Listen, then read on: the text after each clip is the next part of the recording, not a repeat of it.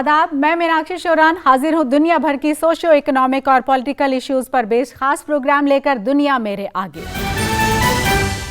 हमारी आज की पेशकश में बात Indian growing food industry and world food trade की। जी हाँ, कोरोना अफेक्टेड इस वर्ल्ड सिनेरियो में भी इंडियन एग्रीकल्चर इंडियन इकोनॉमिक की ग्रोथ की मशाल जलाए रखने में सबसे आगे है और ये मुमकिन हुआ है hard decision with strong will की कवायद के कारण। कल तक हम खाने के अनाज और दूध जैसे जो दूसरे प्रोडक्ट हैं उनके लिए हम दूसरे ही देशों पर निर्भर रहते थे, वहीं से हम इंपोर्ट करते थे।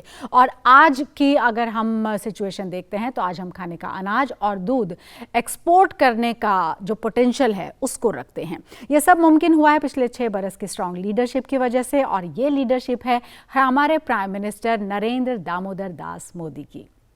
और खुशी की बात यह है कि स्ट्रांग लीडरशिप वाले हमारे प्राइम मिनिस्टर का बर्थडे 17 सितंबर को है, जिसे पूरा देश सेवा दिवस और पूरे हफ्ते को सेवा सप्ताह के तौर पर मना भी रहा है। ऐसा इसलिए कि 17 सितंबर एक ऐसे प्राइम मिनिस्टर का बर्थडे है जिन्होंने 6 साल के अपने सक्सेसफुल टेन्योर में जो कहा है वो किया भी है। अब जानने वाली बात यह है कि हर तरह के चैलेंजेस के होते हुए भी आज हम अपने फार्मिंग सेक्टर में मजबूती कैसे हासिल कर रहे हैं और वर्ल्ड फूड मार्केट में हम कैसे इमर्ज कर रहे हैं, इसी पर बात करने के लिए हमारे साथ स्टूडियो में 2 खास मेहमान मौजूद हैं। जाने माने इकोनॉमिस्ट प्रोफेसर अमिताभ कुंडू हमारे साथ मौजूद हैं। Sir, welcome to the studio. और साथ ही साथ पीएचडी चेंबर ऑफ कॉमर्स के chief economist doctor SP Sharma हमारे साथ स्टूडियो में मौजूद हैं। Sir, welcome to the studio. Thank you. और हम शुरुआत करते हैं, सवाल जवाब का सिलसिला शुरू करते हैं और जानते हैं कि दरअसल अगर हम इमर्ज कर रहे हैं हमारी इकोनॉमी, जो हम एग्रीकल्चर सेक्टर की बात कर रहे हैं, तो उसमें पहला सवाल मैं डॉक्टर एसपी शर्मा आपसे जानना चाहूँगी कि कोविड-19 पेंडेमिक चल रहा है, बहुत सारे सेक्टर, बहुत सारी इंडस्ट्रीज इससे अफेक्टेड हुई हैं, लेकिन इंडियन एग्रीकल्चर का जो इमरजेंस है इसमें, उसको आप कैसे देख रहे हैं? जी, सबसे पहले तो मैं हमारे माननीय प्रधानमंत्री श्री नरेंद्र मोदी जी को उनके जन्मदिवस की बहुत बहुत हार्दिक शुभकामनाएं देना चाहूँगा। और जो आपने सवाल पूछा कि एग्रीकल्चर सेक्टर कैसे कोविड-19 के सिनेरियो में किस तरीके से इम्पैक्टेड रहा है, कैसी परफॉर्मेंस रही है, तो ये सेक्टर बहुत ही इम्यून रहा है।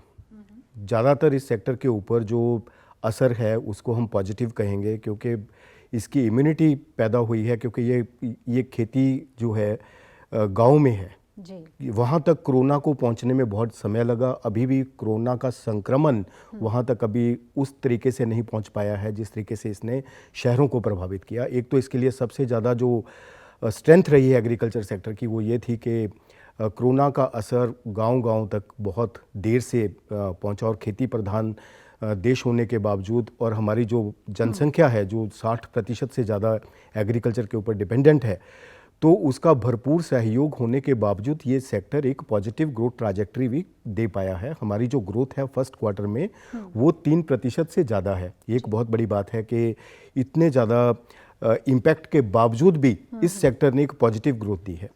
अब उसके लिए एक सबसे बड़ा ये कारण है कि जो खेती प्रधान हमारे सूबे हैं जहाँ पे ज़्यादा खेती होती है वहाँ पे भी कोरोना का असर कम दिखाई दिया था। जैसे कि पंजाब, हरियाणा और यूपी के यहाँ पे फूड ग्रेन प्रोडक्शन काफ़ी है, तो यहाँ पे कोरोना के जो केसेस थे शुरू में बहुत कम थे, जिस वजह से यहाँ पे जो इम्पैक्ट है बहुत कम रहा। और तीसरा कारण है कि जो डिमांड है, अब हमारे पास जो इनपुट्स है उनको इंपोर्ट करने की ज़रूरत नहीं है, हम खुद ही बहुत ज़्यादा प्रोड्यूस कर रहे हैं। हमारी जो रिकॉर्ड प्रोडक्शन है वो हर एक साल के बाद और बढ़ जाती है, तो हम एक बड़ी तादाद में हम अपनी जो प्रोडक्शन है दे पा रहे हैं। मेरे हिसाब से जो प्रोडक्शन है वो 295 मिलियन टन का प्रोडक्शन जो था वो 2019-20 में हुआ, और हमारा जो टारगेट है 298 मिलियन टन का इस साल में हमने लक्ष्य रखा है। और ये हो पाया है क्योंकि जैसे आपने शुरू में फरमाया कि जो सरकार की पॉलिसीज़ हैं, जो हमारे प्रधानमंत्री जी की एक सोच है, जो दिशा है, जो उनका इस सेक्टर को आगे प्रफुल्लित करने का एक निश्चय है, जो उनका एक वादा है कि किसानों की आमदन हम 2022 तक डबल करेंगे, उसी के बावजूद जो सरकार ने पिछले 5-6 सालों में रिफॉर्म्स की हैं, तो वो रिफॉर्म्स का भरपूर जो प्रयास किया गया और जो वो विजिबल हुई एक ऐसे टाइम में जहाँ पे पूरी दुनिया इम्पैक्टेड है, हर एक सेक्टर इम्पैक्टेड है, फिर भी इस सेक्टर ने एक पॉजिटिव ग्रोथ ट्रैजेक्टरी हमारे देश को दी है। हमारे जीडीपी को इसने एक पॉजिटिव ग्रोथ के साथ सपोर्ट किया है। जी जी। और इसका इस सेक्टर से क्या है कि जो ये डिमांड पैदा करता है, क्योंकि एक ऐसा सेक्टर है जहाँ से डिमांड उभरती है, जो अब जैसे स्वाभाविक तौर पे 60% लोग अगर इस सेक्टर के ऊपर डिपेंडेंट है, तो 60% लोगों की डिमांड तो इसी उनकी इनकम से आएगी। जब ये सेक्टर ग्रो करेगा तभी वो कुछ खरीद पाएंगे। अगर इस सेक्टर में एक भरपूर ग्रोथ आई है, ये सेक्टर ग्रो किया है, तभी उनके पास इनकम इंक्रीज हुई है और तभी वो demand for goods and services रखेंगे, तभी वो मैन्युफैक्चर्ड आइटम्स को खरीद पाएंगे, तभी वो सर्विसेज की तरफ जाएंगे, सेवा ले पाएंगे। तो ये सेक्टर एक बेस सेक्टर है जो कि पूरे इकॉनमी की एक बैकबोन है, जो पूरे इकॉनमी को सपोर्ट करता है। जब इस सेक्टर में ग्रोथ आती है तो मैन्युफैक्चरिंग सेक्टर और सर्विसेज सेक्टर भी हमें दिखाई देते हैं कि ये सेक्टर भी आगे आने वाले टाइम में ग्रो करने वाले हैं, क्योंकि एग्रीकल्चर सेक्टर अब डिमांड क्रिएट करेगा। जो मैन्युफैक्चर्ड आइटम्स हैं, जो कंज्यूमर ड्यूरेबल्स हैं और जो सर्विसेज हैं, जो टेलीकॉम सर्विसेज हैं, उनकी डिमांड, और जो दूसरी सर्विसेज हैं, चाहे वो रेलवे सर्विसेज हैं या ट्रांसपोर्ट सर्विसेज हैं, तो उनकी डिमांड भी आगे बढ़ने वाली है। तो जो पूरी ट्रैजेक्टरी है, जो पूरी सोच है, जो पूरी दिशा है, वो इस सेक्टर से शुरू होती है। इसी वजह से हमारे प्रधानमंत्री जी ने इस सेक्टर को एक प्राइम सेक्टर बना के कि अगर इसको फोकस हम रखते हैं और इसमें ग्रोथ आती है और ये सेक्टर हमारा एक बहुत ही स्ट्रॉन्ग और स्ट्रेंथन्ड रहता है, तो आने वाले टाइम में ये सेक्टर हमारा एक ग्रोथ इंजन बन सकता है, जो इसने अभी प्रूव किया है।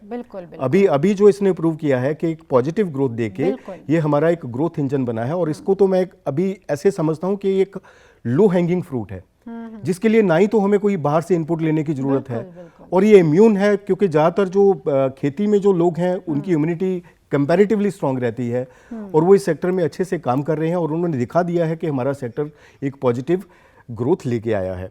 और आने वाले टाइम में मैं समझता हूं कि अगर इस सेक्टर में और इनोवेशंस और प्रोडक्टिविटी इंक्रीज की जाए और इसमें जो फूड प्रोसेसिंग के ऊपर ज़्यादा फोकस किया जाए, तो ये सेक्टर हमारा एक नेक्स्ट आईटी सेक्टर बन सकता है। जो ग्रोथ हमने आईटी सेक्टर में देखी थी पिछले कुछ वर्षों में, कुछ डेकेड्स में, ये सेक्टर भी आगे इंडियन इकॉनमी को ड्राइव कर सकता है। ये वैसे ही रिजल्ट्स दे सकता है जो कि हमें हमारे इंफॉर्मेशन टेक्नोलॉजी सेक्टर ने हमें सपोर्ट किया पीछे के काफ़ी वर्षों में।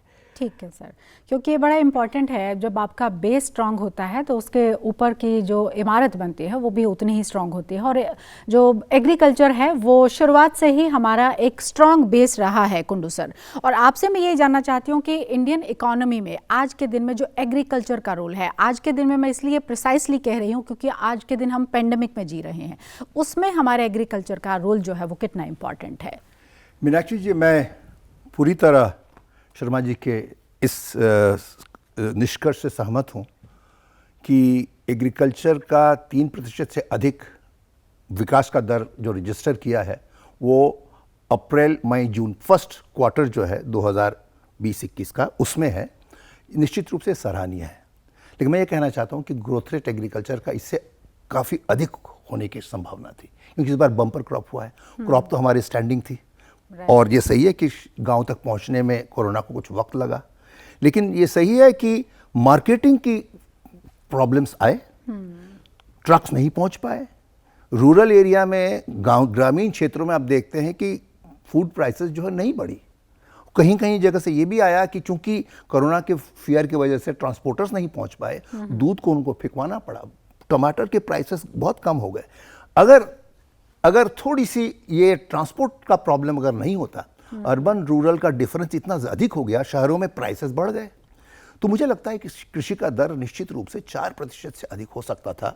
लेकिन असल में पैंडेमिक तो ऐसे आया है कि कुछ की कोई तैयारी तो कोई एंटीसिपेट कर नहीं सकता। लेकिन एक चीज़ मैं बताना चाहूँगा, कृषि को, काश्तकारी को हम एक प्रोडक्शन सेक्टर मानते हैं कि उत्पादक क्षेत्र है, और मंत्रालय भी यही समझती है कि जिस तरह पावर है या स्टील है, रेलवेज है, मंत्रालय का काम है कि टोटल जो उत्पादन है उसको बढ़ाने की कोशिश करें। और कृषि के लिए बहुत ज़रूरी था, क्योंकि 50-60 में सोचिए ग्रो मोर फूड हम इंपोर्ट करते थे, डिपेंड करते थे। उसके बाद ग्रीन रेवोल्यूशन आया और 80 के दशक में हम सेल्फ सफिशिएंट हो गए। अगर टोटल प्रोडक्शन को देखें अलग अलग क्रॉप्स को छोड़ के, तो ये निश्चित रूप से हमारा एम्फेसिस जो था टोटल प्रोडक्शन को बढ़ाने के ऊपर था। और ये अजम्पशन ये था कि अगर कृषि का विकास हो रहा है, कृषि में अगर विकास का दर 3-4% भी है, तो गरीबी फार्मर्स की बेनिफिट ऑटोमेटिकली आ जाएगी। ये सरकार ने रियलाइज किया है, नई सरकार ने, कि ऐसा नहीं हो रहा है। इसीलिए 2015 में मंत्रालय का नाम बदलना पड़ा, कृषि के साथ में फार्मर्स वेलफेयर को भी जोड़ना पड़ा। क्योंकि देखिए, दूसरे सेक्टर में शायद ये सही हो कि अगर स्टील बढ़ रहा है तो स्टील के वर्कर्स को भी फायदा होता है, लेकिन कृषि में वर्कर्स अनऑर्गेनाइज्ड है, वो संगठित नहीं है। इसकी वजह से कृषि में तो तरक्की हुआ है, निश्चित रूप से हम फार्मर्स को कॉम्प्लीमेंट करना चाहेंगे कि उन्होंने सराहनीय काम किया है, लेकिन गरीबी जो है रूरल क्षेत्र में नहीं घट पाई, थोड़ी बहुत घटी है। अब सोचिए, अभी भी 58% आबादी उस पर निर्भरशील है, लेकिन अगर जीडीपी का शेयर देखें कृषि का, वो 16% है, कितना घट गया है। तो निश्चित रूप से ये सरकार ने कोशिश की है जो रिफॉर्म लाने की, इंफ्रास्ट्रक्चरल डेवलपमेंट की, और अभी जो फूड इंडस्ट्री है उसमें ग्रोथ की पॉसिबिलिटी बहुत हाई है। और मुझे लगता है ये सही कदम है कि एग्रीकल्चर को थोड़ा लिबरलाइज करके ध्यान सिर्फ उत्पादन बढ़ाने में ही नहीं, लेकिन किसानों की, काश्तकारों की जो वेलफेयर है उस पर ध्यान देने की कोशिश की जा रही है। और मैं समझता हूं कि फूड इंडस्ट्री जो है ये बहुत बड़ा फैक्टर, बहुत बड़ा इंस्ट्रूमेंट हो सकता है कि हमारी जो किसान है उनकी आमदनी को अगर हम 2022 तक डबल करना चाहते हैं तो निश्चित रूप से ग्रामीण क्षेत्रों में सेक्टोरल डाइवर्सिफिकेशन चाहिए, दूसरे एग्रो प्रोसेसिंग इंडस्ट्री चाहिए, उसी से हम इस लक्ष्य को हासिल कर सकते हैं। ये मानता हूं ये चैलेंजिंग है, लेकिन निश्चित रूप से अगर सही ढंग से कदम उठाए जाएं ये संभव है। बिल्कुल, चैलेंजिंग तो आपने कहा, और चैलेंजेस तो देखिए क्योंकि हर सेक्टर में और हर वक्त पर अपने अपने रहते हैं, लेकिन जिस तरीके से हमारे प्राइम मिनिस्टर का विजन है, जितने निर्मल हृदय की नियति से उन्होंने, लेकिन उतने ही स्ट्रॉन्ग डिसीजंस को इम्प्लीमेंट करने की उनकी जो कोशिश रही है, वो हम ये एक तरीके से एश्योरिटी के साथ देख सकते हैं कि जिसका जिक्र हमारे दोनों ही मेहमानों ने किया कि 2022 में किसानों की आय दोगुनी करने की बात की जा रही है, वो बड़ा इंपॉर्टेंट है, उस पर भी हम बात करेंगे। लेकिन उससे पहले मैं थोड़ा ग्लोबल सिनेरियो आपसे समझना चाहती हूँ कि अगर हम ग्लोबल सिनेरियो में इंडिया को देखते हैं, that too in this pandemic situation, तो आप हमको कहाँ पर एज अ कंट्री आप हमको कहाँ पर देख रहे हैं? क्योंकि बहुत सारे ऐसी कंट्रीज हैं जहाँ पर मेजरली इफेक्ट किया है एग्रीकल्चर सेक्टर भी, हमारे यहाँ उतना मेजरली नहीं हुआ है। लेकिन अगर इसको हम ओवरऑल एक व्यू पॉइंट में आपसे लेना चाहूँ तो आप कैसे बताएंगे? देखिए, अगर हम इसको इस संदर्भ में देखें कि पीछे के जो 5-6 सालों में रिफॉर्म्स हुई हैं, वहाँ पे हम कैसे दिखाई देते हैं, तो हम बहुत ब्राइट हैं। हमारी जो परफॉर्मेंस है बहुत ब्राइट है। अगर हम ईज़ ऑफ डूइंग बिजनेस से लेके चलें, ईज़ ऑफ डूइंग बिजनेस में हम 144 में रैंक पे थे, जो कि हम 63 में रैंक पे आ गए हैं। ये एक बहुत ही सराहनीय बात है कि हमने इतनी इम्प्रूवमेंट पीछे 5-6 सालों में अपनी ईज़ ऑफ डूइंग बिजनेस में 144 रैंक से 63 पे लेके आए हैं। ग्लोबल चार्ट्स पे हम बहुत अच्छा दिखाई देते हैं। और ये ईज़ ऑफ डूइंग बिजनेस हमारी फूड प्रोसेसिंग इंडस्ट्री के लिए भी उतनी ही फ़ायदेमंद है जितनी कि दूसरे इंडस्ट्रियल जो दूसरे सेक्टर्स हैं उनके लिए, क्योंकि जो ईज़ ऑफ डूइंग बिजनेस है वो तो सभी सेक्टर्स के लिए को ही प्रभावित करती है। जब हम उसमें इम्प्रूव करेंगे तो दूसरे सेक्टर भी ग्रो अप करेंगे। और जहाँ तक हमारी खेती की प्रधानता का सवाल है, जहाँ हम कहते हैं कि हम एक अग्रेरियन इकोनॉमी है, we are an agrarian economy, तो उसको लेके मैं ये बताना चाहूँगा कि चाहे हमने पिछले 5-6 वर्षों में काफ़ी रिफॉर्म्स की हैं, काफ़ी इम्प्लीमेंटेशन ऑफ रिफॉर्म्स हुआ है, अभी भी बहुत कुछ बाकी है। जो हमारी एक ग्लोबल इकोनॉमी में जो पार्टिसिपेशन होनी चाहिए उससे हम काफ़ी दूर हैं। हमारा जो एक्सपोर्ट है अभी भी करीबन वो लगभग 35 और 40 बिलियन डॉलर के बीच में है। हमने 2019 में 18-19 में लगभग कोई 38-39 बिलियन डॉलर का एक्सपोर्ट किया, और अभी कुछ जो आंकड़ा है वो ये है जिसे देख के लगता है कि 40 बिलियन के आसपास फिर हम पहुंच पाएंगे, क्योंकि पीछे के जो 3-4 महीने थे हमारी जो ग्रोथ रेट है एक्सपोर्ट्स में बहुत अच्छी रही है। 23% से हम ग्रो किए हैं एक्सपोर्ट्स में। ये जो अप्रैल से जून का क्वार्टर था, एक्सपोर्ट भी बहुत अच्छा हुआ है, चाहे हमने ग्रोथ भी अच्छी दिखाई है, एक्सपोर्ट भी बहुत अच्छा हुआ है। लेकिन एक जो पार्टिसिपेशन होना चाहिए ग्लोबल इकोनॉमी में, जो 1300 बिलियन डॉलर के लगभग का इंपोर्ट है पूरे वर्ल्ड का एग्री एंड फूड में, उसमें हमारा जो पार्टिसिपेशन है that is less than 0.5%। So is it based on quality and quantity also, और इसके पीछे रीजन क्या है? इसके पीछे रीजन मैं बताता हूँ। हमारी connectivity with the global value chains वो उतनी ज़्यादा स्ट्रॉन्ग नहीं थी पहले, जिसके ऊपर अभी हमने पिछले 5-6 सालों में फोकस किया है कि हम अपनी जो एग्रीकल्चर सेक्टर की ग्रोथ रेट है प्लस इसका जो एक्सपोर्ट है उसको हम कैसे इन्हेंस कर सकते हैं। तो सरकार ने 2018 में एक agro and food processing export policy दी जो कि बहुत ही फायदेमंद है। उसके बाद एक अच्छी दिशा मिली है और एक उछाल भी आया है एक्सपोर्ट में। जैसे कि हमारा जो एक्सपोर्ट है वो 35-40 बिलियन डॉलर के बीच में है। तो अभी हमने लक्ष्य रखा है, उस जो पॉलिसी है उसमें, उस डॉक्यूमेंट में ये लक्ष्य रखा गया है कि हमारा 60 बिलियन डॉलर होना चाहिए 2022 तक।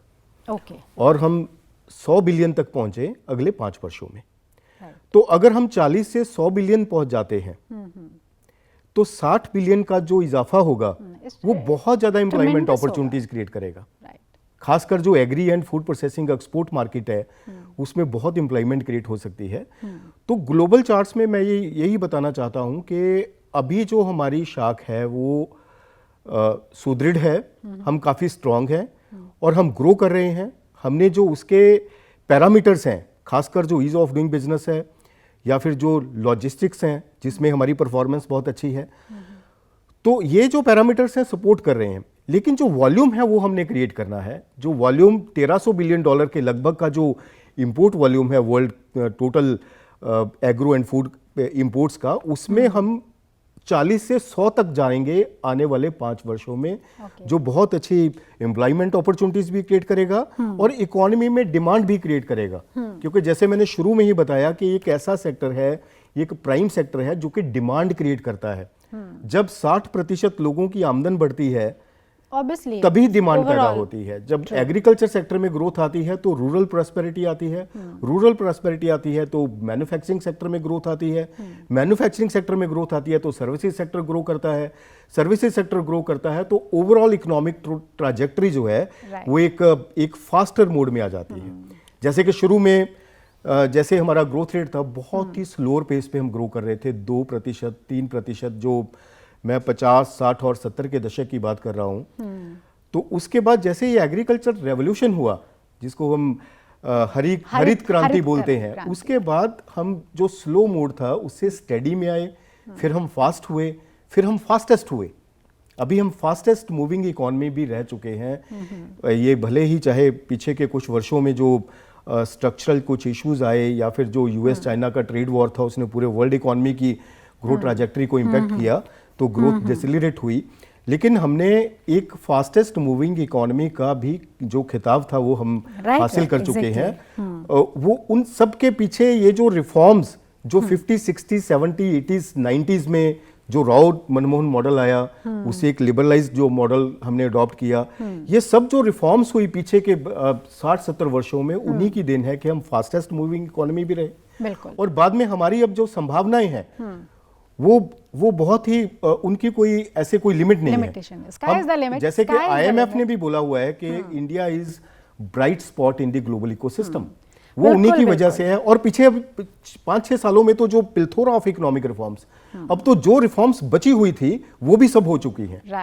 अब एक ही पार्ट है कि implementation eight the ground level and with the fruitful results. ये एक जो आने वाले टाइम में हमें देखना है कि how these reforms are implemented at the ground level, how these reforms are going to benefit the people and the businesses. बिल्कुल, और इसीलिए हम लगातार कह रहे हैं कि इस सरकार का देखिए जो मोटिव है वो इससे भी बहुत हद तक समझ में आता है कि जो कहा जाता है वो किया भी जाता है। और उसमें बहुत सारे एस्पेक्ट्स हैं कुंडू सर जो मैं आपसे समझना चाहूँ। उसमें चाहे गवर्नमेंट ने क्वालिटी के ऊपर ध्यान दिया, वो एक फैक्टर है जिसमें हम नीम कोटेड यूरिया से लेकर ऐसी बहुत सारी चीज़ें जो कि किसानों के लिए बहुत इंपॉर्टेंट हैं और उनको कैसे इम्प्लीमेंट करवाया जाए। ऑर्गेनिक फार्मिंग के ऊपर जिस तरीके से जोर दिया जा रहा है, हम ये सुनते थे जब हमारे स्वयं प्रधानमंत्री ये कहते थे कि हम जो टेस्टिंग लैब्स हैं उनको बढ़ाएंगे, सॉइल हेल्थ कार्ड हम इशू करेंगे, तभी ऐसा लगता था कि शायद बड़ा मुश्किल होगा इम्प्लीमेंट करना। लेकिन सरकार की नीयत वही है कि जो कहा जा रहा है उसको इम्प्लीमेंट भी करना है। और इम्प्लीमेंटेशन में जो कई बारी कुछ दिक्कत परेशानियां हुआ करती थी, क्या हम ये मानकर चलें कि अब वो एट ईज हो गई हैं चीज़ें और वही एक बड़ा फैक्टर है कि हम एग्रीकल्चर सेक्टर किस तरीके से ग्रोथ देख रहे हैं? नहीं मीनाक्षी जी, जैसा आपने कहा कि सही नीयत के साथ में कोशिश तो की जा रही है और उम्मीद है कि ये जो विजन जो शर्मा जी ने बताया कि हम 40 बिलियन डॉलर से अब 100 बिलियन डॉलर हमारा एग्रीकल्चर एक्सपोर्ट होगा और उसमें कंट्रीब्यूशन फूड इंडस्ट्री का बहुत अधिक होगा क्योंकि उसमें ग्रोथ की पॉसिबिलिटीज बहुत अधिक है। लेकिन शर्मा जी आपने एक बात कही इंटरेस्टिंग है जो मैं इससे जानना चाहूँगा कि आपने कहा जब कृषि का जब विकास होता है तो काश्तकारों का, किसानों का विकास ऑटोमेटिकली होता है। इसमें थोड़ी सी प्रॉब्लम है। अशोक गुलाटी जी जो रिफॉर्म्स की जो सरकार ने लाए उसको पूरी तरह से सपोर्ट किया है। उनका ये कहना है जो पिछले 30-35 सालों में जो किसानों का जो ड्यू था वो हमने उनको नहीं दे पाए। उनको जो मार्केट से ज्यादा मिल सकता था, हमारी सारी कंसर्न रही कि इन्फ्लेशन को रोका जाए, फूड सिक्योरिटी किया जाए, उसकी चक्कर में हमने जितना बेनिफिट उनको जाना चाहिए था ये रिफॉर्म्स ना होने की वजह से वो नहीं जा पाया। लेकिन अब वही तो कोशिश की जा रही है ना कि उनको चाहे उनके अकाउंट में पैसा डाल के या 2022 में आय दोगुनी की बात करके, कोशिश तो यही है कि उनको अपलिफ्ट किया जाए, उनको एनहांस किया जाए। सिर्फ ये तो मॉनिटरी ट्रांसफर वेलफेयर मेजर्स तो हैं ही जिसको वेलकम किया जा रहा है, लेकिन बेसिकली स्ट्रक्चर ऑफ एग्रीकल्चर उसमें परिवर्तन लाया जा रहा है। फॉर एग्जाम्पल आपने एसेंशियल कमोडिटीज एक्ट जिसको पहले आप बेच नहीं सकते थे, आप मंडी में ही बेचना है, तो मंडी में जो है जो प्राइसेस उनको मिलते थे वो निश्चित रूप से जो मिलना चाहिए, जो ड्यू है, टर्म्स ऑफ ट्रेड एग्रीकल्चर का फेवर में नहीं रहा। अगर आप पिछले 7-8 साल में देखें तो देखें कि एग्रीकल्चर वेजेस जो है उतनी तेजी से नहीं बढ़ी। अब कोशिश ये की जा रही है कि हम जो बेनिफिट है एग्रीकल्चर का वो फार्मर्स को ज्यादा से ज्यादा मिले, और उसके लिए जो सरकार ने अभी कदम उठाए हैं, ये पैंडेमिक के पीरियड में कदम उठाए हैं, 10,000 एपीओ बनाए जाएंगे जो किसानों के कोऑपरेटिव्स होंगे, कंपनियां होंगी, कुछ नाबार्ड बनाएंगे, और उनका रोल ये फूड प्रोसेसिंग को भी इनकरेज करना होगा और ये देखना है कि वैल्यू चेन जो है वो एस्टैब्लिश हो और जो ज्यादा से ज्यादा बेनिफिट रॉ क्रॉप और वेजिटेबल्स को एक्सपोर्ट करने के बजाय अगर हम प्रोसेस्ड फूड को एक्सपोर्ट कर पा रहे हैं और जो एपीओज हैं वो यही करेंगे, 500,000 लोगों का फार्मर्स का होगा, उनके पास इंडिपेंडेंस होगी, उनके पास कोई बंधन नहीं होगा, जहां चाहे वो बेच सकते हैं, मिनिमम सपोर्ट प्राइस भी होगा। मुझे लगता है ये सही कदम है कि एग्रीकल्चर के साथ साथ किसानों को भी ध्यान रखी जा रही है। ये देखा जा रहा है कि जो फायदा है एग्रीकल्चर का वो गांव में पहुंचे, रूरल इंफ्रास्ट्रक्चर डेवलपमेंट, उससे भी कृषि को मदद मिलेगी। मुझे लगता है कि नियत, जैसे आपने कहा मीनाक्षी जी, नियत सही है, कोशिश की जा रही है, अभी देखना हम लोग कहां तक पहुंच पाते हैं। मुझे लगता है ये विजन जो आपने बताया 100 बिलियन डॉलर का, ये सही है, लेकिन अगर आप देखें कि किन किन देशों में हम प्रोसेस्ड फूड बेच रहे हैं और एग्रीकल्चर इंडियन भारत की कृषि के उत्पाद हम भेज रहे हैं, वो देखेंगे वहां पर एनआरआई ज्यादा है, मिडिल ईस्ट में है, द कंजम्पशन जो है वो इंडियंस कम्युनिटी का काफी सब्सटैंशियल कंट्रीब्यूशन है। लेकिन अगर आपको 100 बिलियन डॉलर तक पहुंचना है तो इंडियन फूड मार्केट दूसरे कॉन्टिनेंट्स में भी लाना पड़ेगा जहां पर इंडियंस के अलावा दूसरे लोग भी खरीदते हैं। और मुझे लगता है इंडियन फूड, प्रोसेस्ड फूड का डिमांड है, लेकिन उसके लिए जैसे आपने बताया quality control, standardisation of the product, इस पर जोर देना पड़ेगा जो सरकार कोशिश कर रही है। तो उसमें सक्सेस जो है बहुत जरूरी है अगर हम इस विजन को हम अचीव करना चाहते हैं कि 100 बिलियन डॉलर हमारा एग्रीकल्चरल एक्सपोर्ट हो, जिसमें फूड, प्रोसेस्ड फूड का रोल बहुत ज्यादा होगा।